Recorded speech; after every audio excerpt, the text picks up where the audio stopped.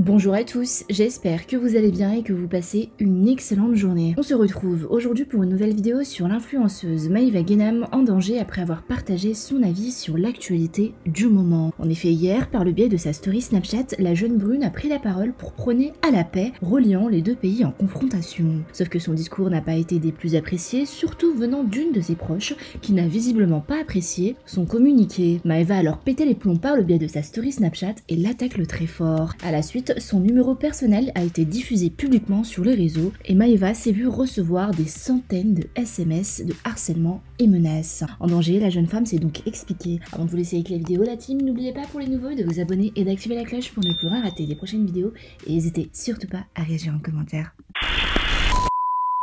Regardez ma tête, et encore là j'ai un filtre.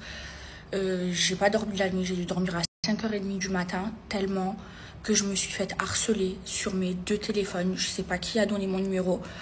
Alors encore mon numéro français, il a déjà tourné sur Twitter. Mais mon numéro Emirachi, personne l'avait. Il a tourné partout.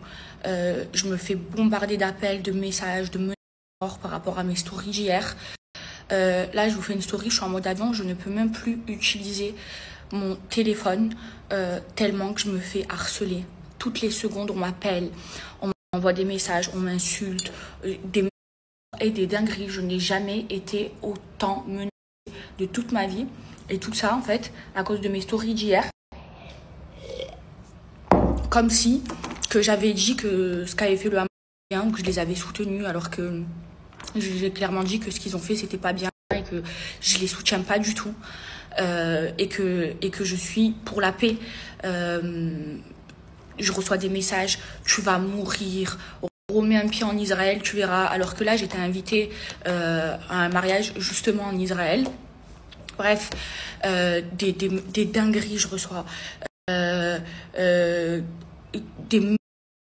Et je vous jure, on m'a jamais autant de toute ma vie. Alors que pour moi, je vous jure, j'ai été juste et je reviendrai pas sur mes positions parce que je sais que ce que je dis, c'est la vérité.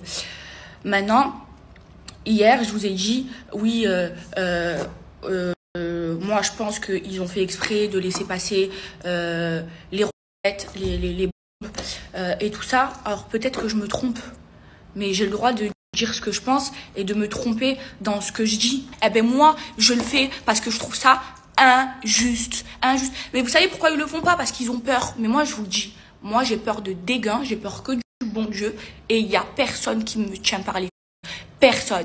Et vous savez ce qui me fait le plus de peine, c'est que ces personnes-là, vous vous souvenez, parler français là maintenant, vous vous souvenez un jour, le jour de mon anniversaire, j'ai chanté la musique de Booba et j'ai dit j'ai agent israélite, avocat israélite, vous vous souvenez, je me suis fait démonter par toute ma communauté musulmane, tout le monde m'a démonté.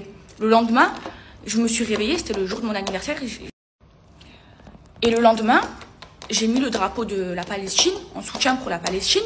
Et on m'a dit, sur le bon Dieu tout-puissant que je vous mens pas, on m'a dit, Maeva, ne prends jamais parti publiquement, tu es un personnage public, ne te mêle pas du conflit israélo-palestinien, ne